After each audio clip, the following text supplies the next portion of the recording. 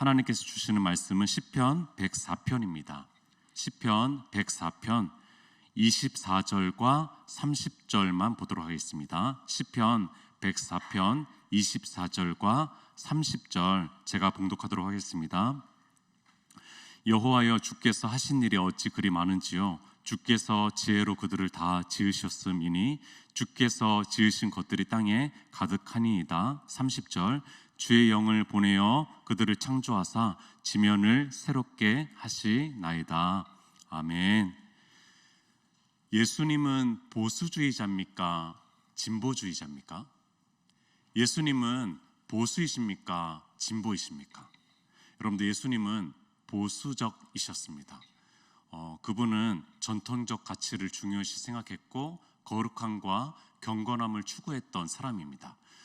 오른쪽 팔이 범죄를 하면은 오른쪽 팔을 잘라버리라 얘기할 정도로, 또한 눈 중에서 어떤 눈이 간음하는 마음까지 야기시킨다면은 그 눈을 뽑아버리라고까지 얘기하셨습니다.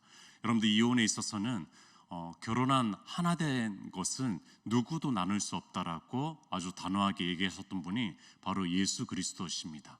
율법의 1.1획도 사라지지 않을 것이다, 없어지지 않을 것이다 라고 선포했던 사람이 바로 우리 구주 예수님이십니다. 여러분들, 우리 주님께서는 굉장히 보수적이십니다. 지극히 보수적이십니다.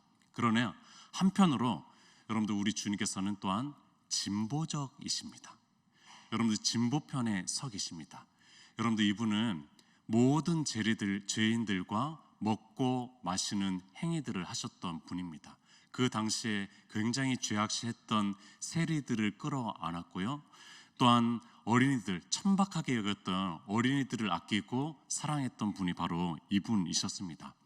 종교적으로 부정한 자든 정치적으로 열심당원이든 진보든 보수든 끌어안으려고 했던 분이 바로 예수 그리스도십니다. 그러니까 당시에 차별에 굉장히 역행했던 분, 굉장히 파격적이죠. 여러분들, 당시로 생각해 보면은요, 예수님의 행보는 굉장히 파격적인 행보였고 언사였고 행동이었음을 우리가 알 수가 있습니다. 여러분들, 우리 주님은 굉장히 진보적이셨습니다. 여러분들, 예수님은 보수적이십니까? 진보적이십니까? 여러분들, 예수님은요, 보수이시면서 진보적이십니다. 여러분들, 그래서 한 목사님은 보수는 예수님에게 진보를 발견하게 되고 진보주의자들은 예수님에게 보수를 발견하게 된다라고 얘기했습니다. 그러면서 한 목소리로 그들이 발견하게 될 것은 바로 하나님 아버지이다. 여러분들, 하나님 아버지가 그렇게 크시다라는 거죠. 품이 그렇게 크다라는 거예요. 그렇게 영역들을 포괄할 수 있는 분이라는 거죠. 여러분들, 그 하나님 아버지 안에서 그 외아들 예수 그리스도도 품이 넓다라는 거죠. 여러분들, 그렇게 주님께서는 온전하신 분이셨어요. 여러분들, 인간적으로 표현하면은 균형이 있으시다라고 표현할 수도 있을 것 같습니다. 여러분들, 누군가가 성경적이다라고 말할 수 있는 것은 어떤 걸까요? 성경적이다. 이 사람은 참 성경적이다라고 말할 수 있는 것은 무엇일까요? 이것 또한 어떤 기준에서 보느냐에 따라서 다르겠지만, 여러분들, 오늘의 이 관점에서 보았을 때는 여러분들, 균형 있다라는 것이 성경적이지 않을까 생각을 해봅니다. 균형 있다라는 거죠. 이것과 이것 극단에 치우치지 않고 참 균형 있다라는 것이 성경적이지 않을까 생각을 해봅니다. 여러분들, 하나님께서는 사랑과 공의라는 이 대척점에 있는 것 같은 이 두 가지를 다 이루시기 위해서 외아들 예수 그리스도를 이 땅에 보내시고 십자가에 못 박혀 죽게까지 하셨습니다. 여러분들, 개인의 구원이 중요하겠지만 주님의 통치하심이 이 땅에 물드는 것 또한 굉장히 중요합니다. 여러분들, 개인의 삶을 살고 복음적 인간이 되는 것 중요하겠죠. 그러나 세상이 변화되기를 원하고 변혁의 주체로 교회와 나를 사용해 주시기를 간절히 소망하고 기도하고 무엇인가를 행동하고 무엇인가를 실천하는 것 또한 굉장히 중요하다는 생각을 해봅니다. 여러분들, 우리가 살아가는 데 있어서 개인의 계획과 개인의 생각, 마음은 중요합니다. 그러나 그것만큼 공공의 정책도 중요하다는 거예요. 왜냐하면 우리는 그 사회 속에 살고 있으니까요. 이 사회 안에, 테두리 안에 우리는 살고 있으니까요. 여러분들 진리를 고수하고 지켜내는 거 굉장히 중요합니다. 여러분들 이것만큼 사회적으로 소외되고 취약한 계층들, 소수자들을 어떻게 끌어안을까? 이들을 어떻게 품어낼까? 이들을 어떻게 돌볼까? 이들을 개화해야 되겠지만 이들을 어떻게 또 끌어낼까 하는 고민과 실천 또한 같이 병행되어야 되는 거 아니겠습니까? 여러분들 이것이 진보와 보수 함께 아우르는 그런 교회적 사명이 아닐까 생각을 해봅니다. 여러분들 오늘 이 시편 104편은 우리가 흔하게 잘 부르는 노래는 아닐 것입니다. 여러분들 우리는 보통 구원의 신앙에 대한 노래를 자주 부릅니다. 오늘 이 시편은 창조 신앙에 대한 피조 세계를 바라보면서 하나님께 노래 부르는 그런 노래입니다. 이 노래를 잠깐 좀 보려고 하는데 여러분들 이 시인은 피조 세계를 보면서 감탄합니다. 피조 세계를 찬찬히 보니까 그 안에 깃든 하나님의 운행하심, 하나님의 일하심에 대해서 굉장히 감동하게 됐고 굉장히 감탄하게 되면서 이 찬양을 아마 야외에서 불렀을 것이라고 생각이 듭니다. 이 책상머리 안에서는 절대 나올 수 없는 그런 시이기 때문입니다. 여러분들 이 사람이 참 부럽습니다. 왜냐하면 피조 세계를 보면서 노래할 줄 아는 사람이기 때문에 그렇습니다. 여러분들 우리 그리스도인들이 주로 노래하고 고백하는 것은 바로 이겁니다. 우리를 구원하셨어요. 주님이 우리를 구원하셨어요. 주님이 우리를 사랑하세요. 주님께서 우리를 위해서 일하세요. 그러나 오늘의 시편의 이 시인은 그렇게 노래하지 않습니다. 하나님의 창조 세계를 보니까 하나님이 참 놀라워 보여요. 이렇게 신묘막측하게 하나하나를 만드셨다니요. 주님 참 유머러스 하십니다. 참 놀랍습니다. 주님의 손길이 참 세심합니다. 라고 찬양하는 것이 오늘의 찬양입니다. 여러분들 우리는 굉장히 구원의 신앙을 좋아하고 보혈의 찬양을 좋아하지만 여러분들 특별히 구약 성경 안에서는 이 성경 중에서 구약 성경 안에서는요 이 창조 신앙에 대한 노래와 찬사와 찬양이 굉장히 많이 담겨져 있다는 겁니다. 여러분들 세상을 둘러보라는 거죠. 우리가 구원받은 것도 중요하지만 세상을 좀 둘러보라는 겁니다. 여러분들 이런 생각이 듭니다. 주님이 또 복음이라는 것이 너무 인간 중심적으로 우리 안에 작동하고 있는 것은 아닌가 생각을 해봅니다. 여러분들 이 환경이라는 것이 또 어떤 생태계라는 것이 자연이라는 것이 너무 인간을 위한 것으로 생각하는 것이 아닐까 생각을 해봅니다. 인간의 욕심을, 필요를, 쓸모를 채우는 것, 이것으로 우리가 너무 생각하고 있지 않나 생각을 해봅니다. 여러분들 그래서 어떤 이들은 환경이라는 말 대신에 생태계라는 말을 더 선호하더라고요. 여러분들 환경이라는 것은 인간을 중심으로 두고 나머지 피조세계들은 주변부예요. 주변부일 뿐입니다. 그러나 이 생태계라는 것은 생명과 생명이, 생명과 비생명이, 비생명과 비생명이 상호작용을 한다라고 생각을 하는 거죠. 그런 개념인 거죠. 그래서 환경이라는 말보다 생태계라는 말을 더 좋아하는 거죠. 여러분들 그거 아시죠? 이 새벽 기도에는 특별히 이제 부목사님들에게는 설교자가 본문을 선택하는 것이 아니라 본문이 설교자를 선택합니다. 그러니까 이제 굉장히 어려운 거예요.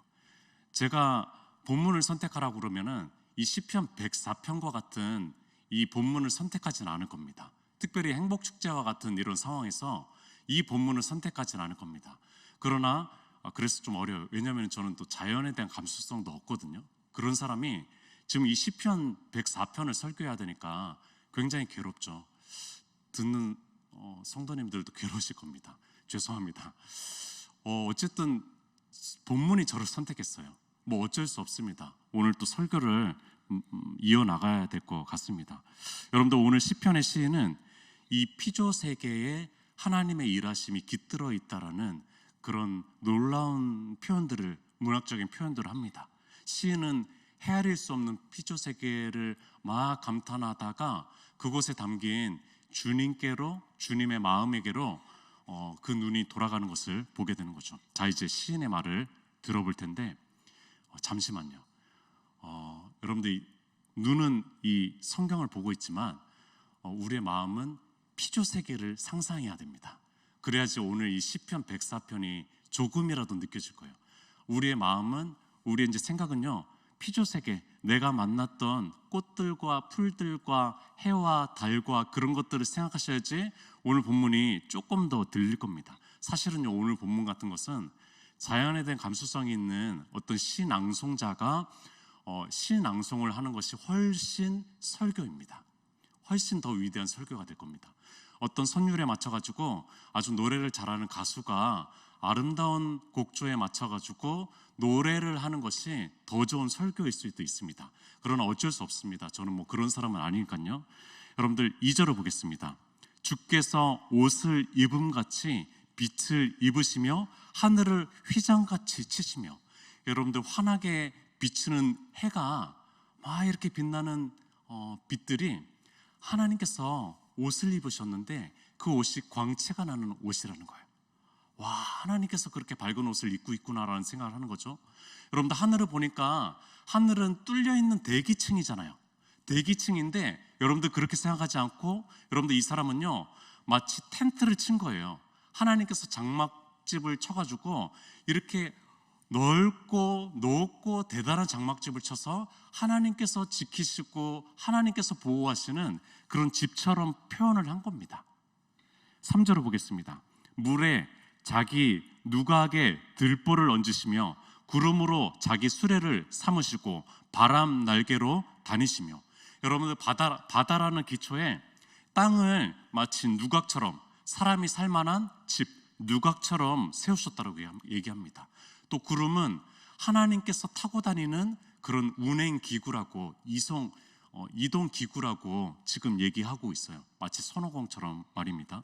여러분들 이어지는 내용들을 보면은요, 눈으로 한번 살펴보시면은 주님은 땅에 기초를 세우시고 물을 꾸짖는데 골짜기를 내려가게 한다라는 거예요. 그래서 그 골짜기 물들이 각자 포지션, 각자 놓여져야 되는 포지션에 적절하게 들어가게 하신다라고 얘기합니다. 또 골짜기마다 샘물이 솟아나게 하시고 들짐승과 하늘의 새들도 샘 곁에 기들게 살아가게 하신다라는 거죠. 여러분들, 땅은 주님의 명령을 받아서야만 식물을 자라게 한다라고 얘기합니다. 들짐승들은 그것을 뜯어 먹습니다. 모든 만물이 하나님이 지으신 질서 안에 있는 겁니다. 조화로운 세상에 대해서 문학적으로 표현한 거죠. 시적으로 표현한 거죠. 여러분들 읽으면 읽을수록, 묵상하면 묵상할수록 저와 같이 자연에 대한 감수성이 떨어지는 사람이 설교할 본문이 아니라는 거예요. 누군가가 이 시를, 이 노래를 낭송해주고 노래해주면 좋겠다 생각을 해봅니다. 그런 사람이 설명해주는 이야기를 막 듣고 싶어요. 저도 듣고 싶습니다. 저는 그런 역량이 되지 않는 사람입니다. 여러분들, 이 피조세계라는 이 감수성은요, 책상머리에서 나오는 것이 아니더라고요. 여러분들, 이 참고 서적을 보고 성경 주석서를 보고 해서 나오는 것이 아니더라고요. 어제 저녁에 또 이 설교를 막 준비하면서 마무리하는데, 내가 이 사무실 책상에서 도대체 뭐 하는 거지? 좀 야외라도 나가고, 근데 이제 밤이 깜깜하니까 나가도 설교문을 우선 마치는 것이 중요하니까요. 이게 참 뭐지? 라는 생각이 좀 들었습니다. 아내와 함께 길을 걷다 보면은 아내는 참 자주 멈추어 섭니다. 뭐 그렇게 작은 꽃들이 예쁜지 멈추어 서가지고 감탄을 합니다. 또 그 제각각의 풀들이 뭐가 이렇게 신묘막측한지 잠깐 서서 섭니다. 그리고 높이 솟은 나무를 꼭대기까지 이렇게 쳐다보면서 잠시 멈춰 섭니다.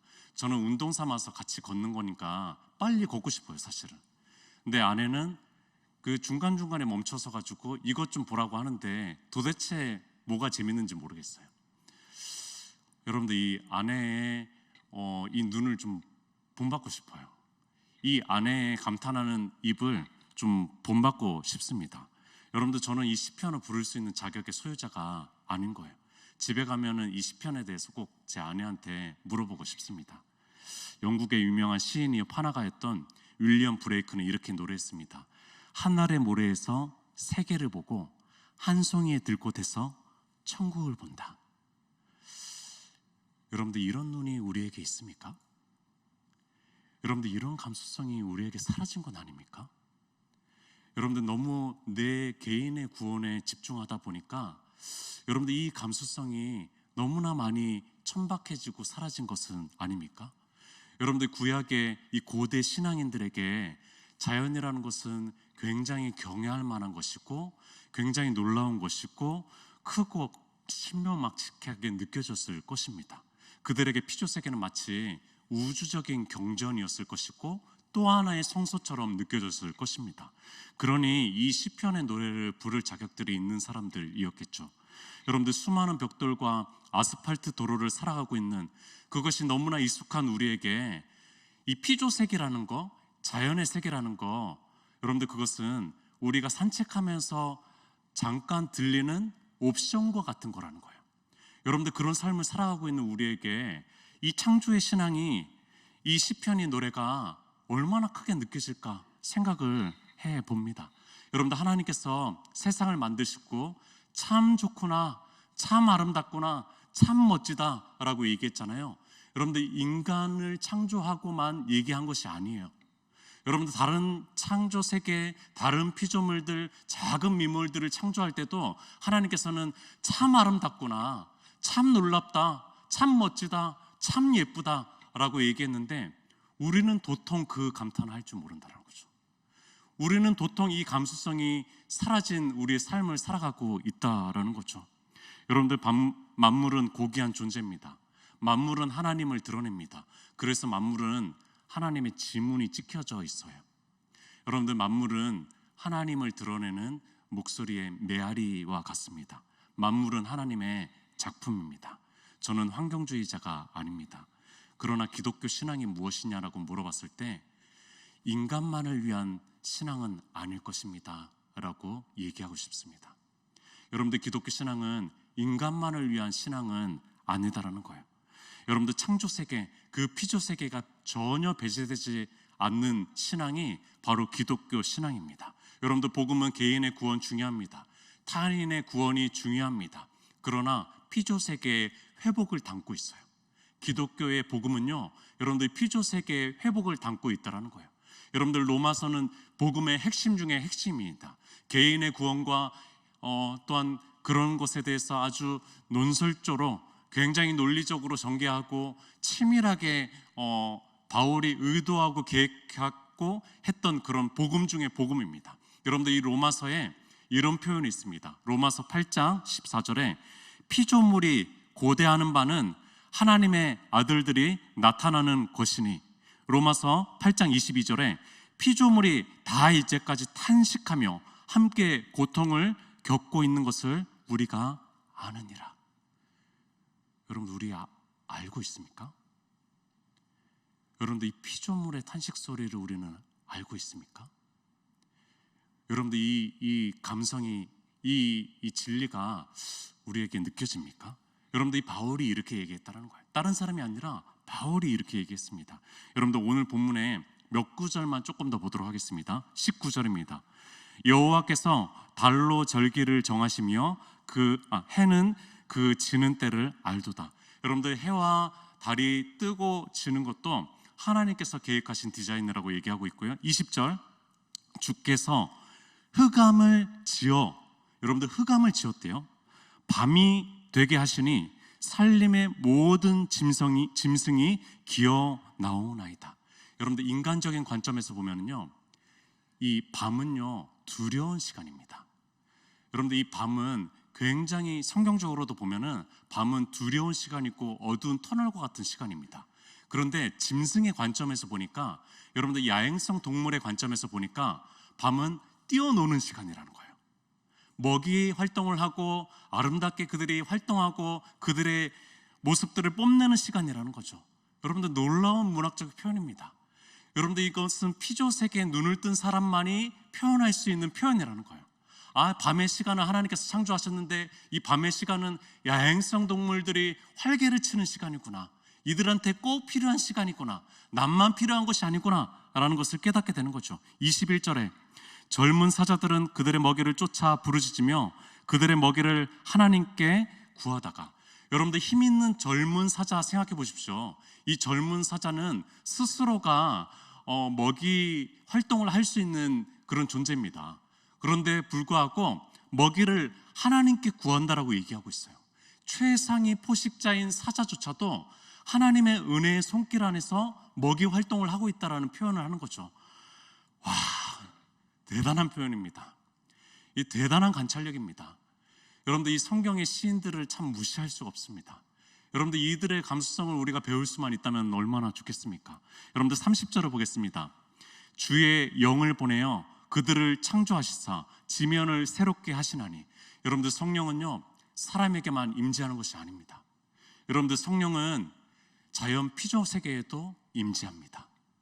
여러분들 그들에게도 일하시는 존재라는 것입니다. 여러분들 이 시인처럼 저도 조금 그냥 문학적으로 표현한다면은 주님은 지금 이 땅을 유지하고 새롭게 하기 위해서 땀을 뻘뻘 흘리고 있어요 라고 문학적으로 표현하고 싶습니다. 뭐 땀을 흘리진 않겠죠 실제로. 여러분들 땀을 뻘뻘 흘리고 있어요. 여러분들 주님께서는 우리를 구원하시고 우리를 사랑하시는데도 땀을 뻘뻘 흘리지만 주님은 피조 세계를 바라보면서도 그들을 위해서 일하시고 역사하는데도 땀을 뻘뻘 흘리시는 분입니다. 재미있는 구절 하나만 더 소개하도록 하겠습니다. 26절 중간 부분입니다. 주님이 지으신 리워 야단도 그 속에서 놉니다. 여러분들 리워 야단은요 구약의 세계 안에서 괴물과 같은 존재거든요. 바다 속에 있는데 혼돈을 일으키는 그런 존재를 이 구약 성경 세계 안에서는 리워 야단이라고 표현합니다. 그런데 여러분들 그 리워 야단이 논다라고 표현하고 있어요. 논다라고 표현하고 있습니다. 여러분들 이런 뜻이죠. 우리는 이해할 수 없지만 리워 야단이라는 이 혼돈을 일으키는 이 괴물도 존재의 권리가 있다라는 거예요. 존재할 수 있는 권리가 있다라는 거죠. 여러분들 하나님이 만드신 것은 있어야 하기 때문에 존재합니다. 여러분들 필요 없는 존재는 없다라는 거예요. 생명의 노래. 여러분들 오늘 이 시편 104편을 저는 생명의 노래라고 부르고 싶습니다. 저는 제 두 딸이 저보다는 더 이 생명의 노래를 잘 부를 수 있는 그런 딸들이었으면 좋겠어요. 여러분들 우리 후손 대대가 이 생명의 노래를 더 잘 부를 수 있는 후손 대대가 됐으면 좋겠습니다. 그러나 현실은 쉽지가 않습니다. 여러분들 우리에게 놓여진 이 스마트 기기는 엄청난 놀잇감이고요. 도시화된 이 문화는 우리에게 너무나 익숙해져 버렸습니다. 환경오염은 더욱더 가속화되고 있고요. 무엇보다도 피조 세계를 찬찬히 둘러보고 묵상할 수 있는 삶의 여유들이 우리에게는 많이 없습니다. 그런 감수성을 키우기가 참 어려운 것 같습니다. 오늘은 잠시 뒷산에라도 가서 한 그루 나무 좀 안아보고 싶습니다. 그 피조 세계를 좀 보면서 하나님께 좀 노래 한 소절 불러보고 싶습니다. 아니 떠들썩하게 시끌벅적하게 야외 나들이 가는 거 말고 누군가 가는 거 말고 조용히 좀 가서 그 피조 세계를 좀 바라보면서 성 프란체스코와 같이 좀 새들이랑 좀 얘기해보고 또 자연 세계와 함께 누려보고도 싶습니다.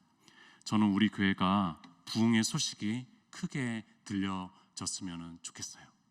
또 개개인의 구원의 신앙의 간증들이 참 많아졌으면 좋겠습니다.